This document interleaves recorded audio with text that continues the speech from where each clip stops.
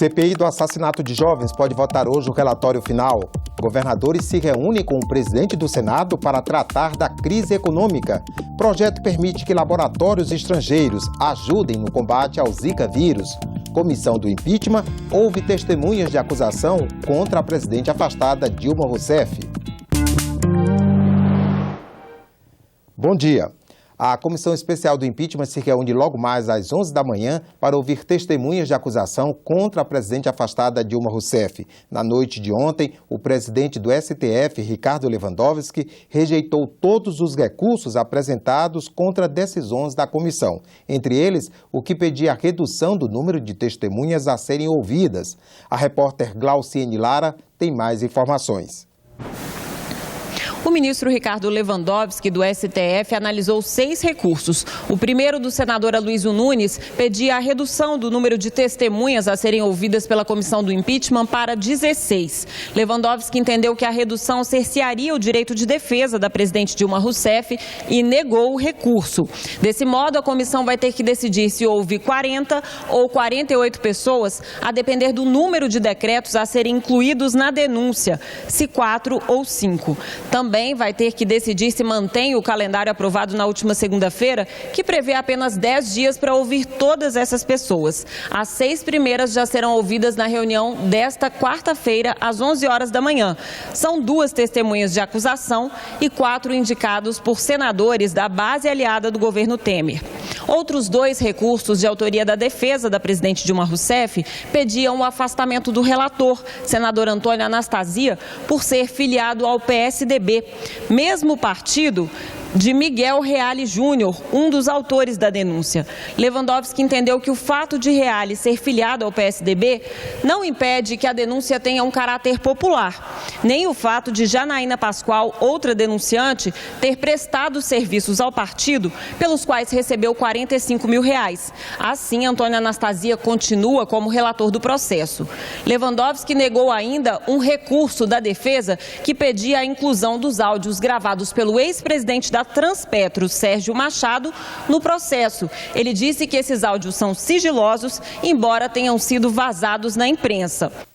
O presidente do Supremo, Ricardo Lewandowski, rejeitou outros 2 recursos da base de Dilma Rousseff. Um que alegava cerceamento de defesa e outro contra a redução dos prazos no processo. Esse último foi considerado prejudicado por Lewandowski, já que a comissão do impeachment aprovou, na segunda-feira, cronograma sem essa redução. A CPI que investigou o assassinato de jovens no Brasil examina daqui a pouco, às 9 horas, o relatório final do senador Lindbergh Farias. Instalada em maio de 2015, a CPI trabalhou principalmente no segundo semestre do ano passado. Foram 21 audiências públicas em Brasília e nos estados. Mais de 100 convidados contribuíram com depoimentos, dados de pesquisa e informações sobre esse fenômeno que só em 2012 acabou com a vida de 56.337 pessoas. A maioria é negra, do sexo masculino e mora na periferia. Muitos desses homicídios aparecem como autos de resistência, situação em que haveria confronto com a polícia. Em 99% desses casos, as ocorrências são arquivadas sem investigação.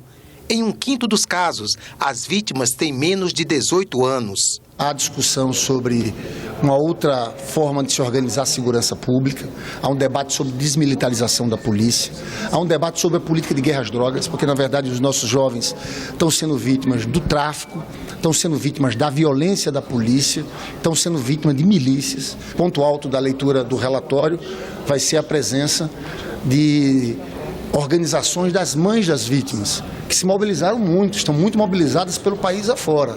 E eu espero que a gente consiga sensibilizar as autoridades brasileiras para criar um pacto pela redução de homicídios no Brasil. Um pacto que envolva o governo federal, os governos estaduais, Cometas e a sociedade civil. O Brasil chegou a decretar no ano passado estado de emergência em saúde pública por causa dos casos de microcefalia. Os números recentes do Ministério da Saúde apontam mais de 1.400 registros da doença em todo o país. No mundo científico, a troca de informações é muito importante e é esse o objetivo do projeto que está na pauta da Comissão de Assuntos Sociais, que começa daqui a pouco às 9 horas. permitir, em caso de emergência, que laboratórios estrangeiros tenham acesso a material genético brasileiro. O mosquito Aedes aegypti é o transmissor da dengue, da febre chikungunya e do zika vírus. Quem já teve, conhece a dor e as consequências dessas doenças. Os casos de microcefalia no país levaram o governo a declarar no ano passado situação de emergência. Já para os pesquisadores, a luta é contra o tempo. Desenvolver nos laboratórios antídotos que possam proteger a população. Quanto mais informação, melhor a análise científica. O projeto, que está em discussão na Comissão de Assuntos Sociais, quer facilitar o envio à pesquisa científica estrangeira de amostras com informações de origem genética. Supre essa lacuna jurídica, possibilitando que a Direção Nacional do SUS, que detém a competência técnica para tomar decisões em situações epidemiológicas que caracterizem emergência nacional em saúde pública, adote ou autorize procedimento simplificado de envio ou remessa ao exterior de amostra que contenha informação de origem genética nesses casos específicos de emergência. E para garantir os direitos dos pesquisadores brasileiros, o projeto altera o marco legal da biodiversidade, aprovado em 2015. Ficou evidente agora nessa crise por causa do vírus Zika que nós não dispunhamos de uma segurança jurídica para que facilitasse os trâmites de acesso a informações com outros países e principalmente para a proteção também dos nossos pesquisadores. O projeto, se aprovado no Senado, também terá que ser analisado na Câmara dos Deputados. Confira agora a agenda das comissões do Senado para amanhã desta quarta-feira. A utilização do potencial de geração de energia elétrica dos aterros sanitários pelos municípios com mais de 200 mil habitantes é prevista em projeto na pauta da Comissão de Infraestrutura. A Subcomissão de Acompanhamento e Fiscalização de Obras Inacabadas se reúne para definir novo relator e examinar requerimentos. Projeto na Comissão de Direitos Humanos prevê a substituição da pena de prisão de mulheres gestantes ou que tenham filhos de até 6 anos por outra alternativa restritiva de direitos. O presidente do Senado se reúne hoje à tarde com os governadores para elaborar uma pauta de votações que ajudem os estados a sair da crise financeira. Uma das propostas a ser discutida no encontro é o projeto de lei que aumenta os valores dos limites de enquadramento no Simples Nacional. A repórter Karine Beluso conversou sobre o assunto com a relatora da matéria no Senado, Marta Suplicy. A matéria está pronta para ser aprovada em plenário desde o fim do ano passado. Ela altera regras do sistema especial de tributação favorável a micro e pequenas empresas e faz parte da lista de projetos do Pacto Federativo. Aqui ao meu lado está a senadora Marta Suplicy, que é relatora da proposta. Senadora, quais foram as principais modificações ao texto que veio da Câmara dos Deputados? Olha, o texto da Câmara veio redondo, eu diria, mas como tivemos tempo, nós pudemos nos debruçar e melhorar bastante pontos do projeto. O principal foi, em vez de ser uma ampliação tão grande, que era de 3.600.000, que é hoje o limite para você pertencer ao Simples, ele ia até 14 milhões. Nós fomos muito menos pretensiosos em virtude da crise econômica, que nesse período realmente se mostrou muito maior do que quando o projeto foi originalmente concebido, né? E nós diminuímos para 4.800.000 reais. Então, em vez de 3.600.000, vai para 4.800 em vez de para 14. Isso torna muito mais fácil em termos de perdas eventuais para Estado, municípios, União, e que possibilita uma conversa que pode dar certo agora.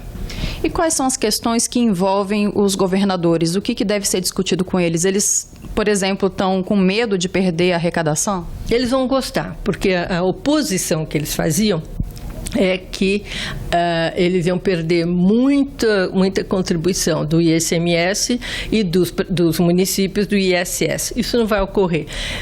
Vai ser o contrário. Foi feito de uma tal forma que os governadores vão ganhar, nós calculamos por volta de 105 milhões como resultado dessa mudança. E tem mais, os estados que são que tem uma arrecadação menor, né, e que tem uma participação no PIB brasileiro seja de até 1%, eles optarem pela aplicação de um sublimite de 1,8 milhões por recolhimento do ICMS.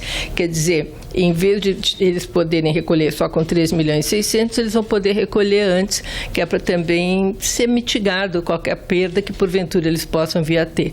Então, acho que eu estou satisfeita com o trabalho que foi desenvolvido, agradeço a colaboração de todos, foi muita gente que colaborou, muitas entidades, muita gente que quer o melhor para que o Brasil possa superar essa crise e manter os empregos e diminuir o imposto. Tá certo, obrigada pela entrevista, senadora. Como o projeto foi modificado aqui no Senado e é da Câmara dos Deputados, se houver aprovação aqui, ele ainda volta para a aprovação dos deputados. Está prevista para as 10 horas a reunião da Comissão de Constituição e Justiça. Na pauta, quase 40 itens. Entre eles está o projeto que proíbe doações de funcionários comissionados a campanhas eleitorais e a partidos políticos.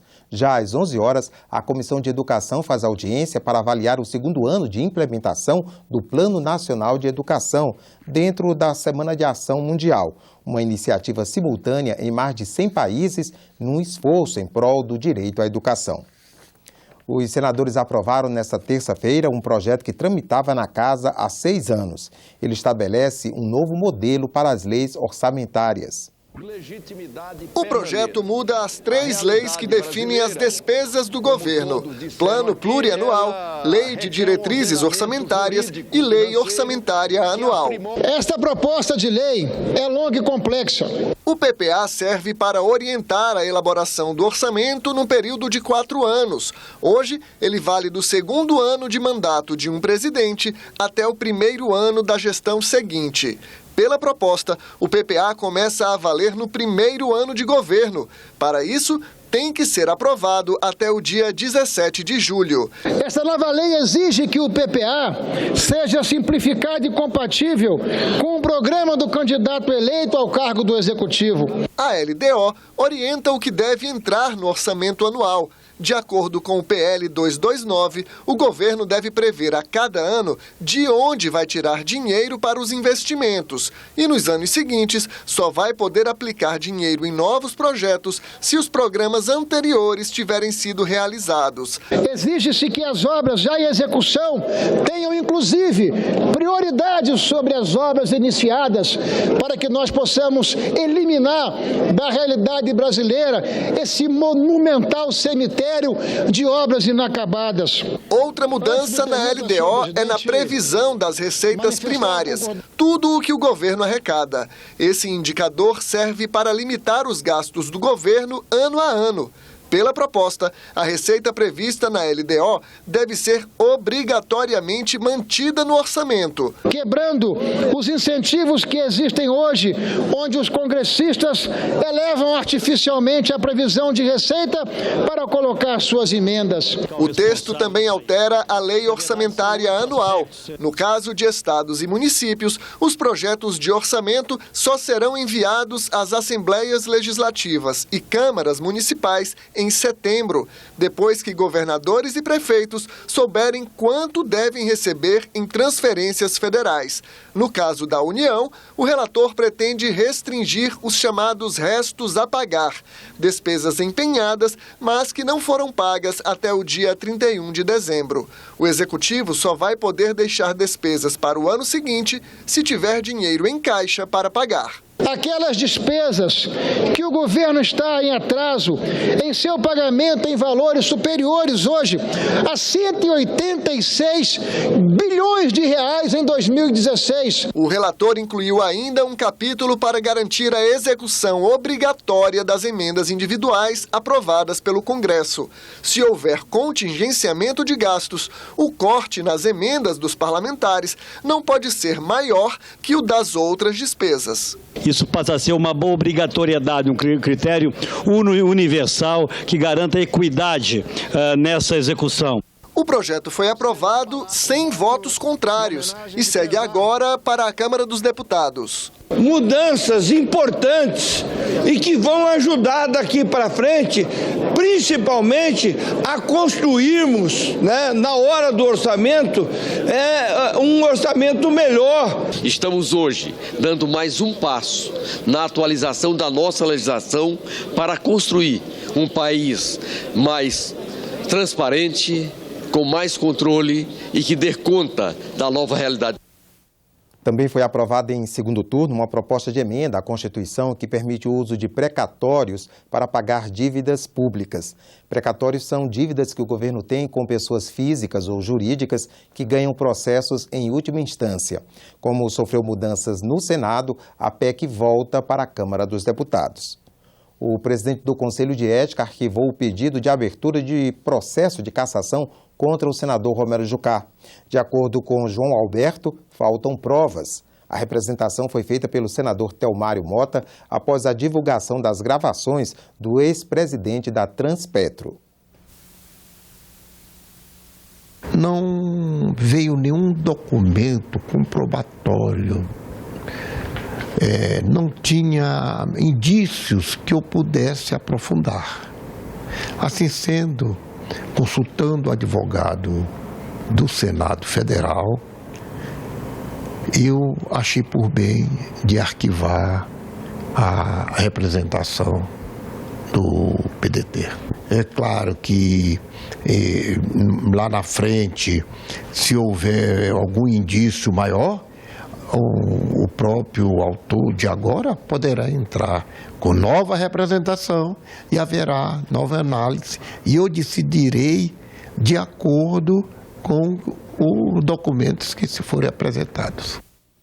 Tomou posse nesta terça-feira Roberto Muniz, senador pelo PP da Bahia.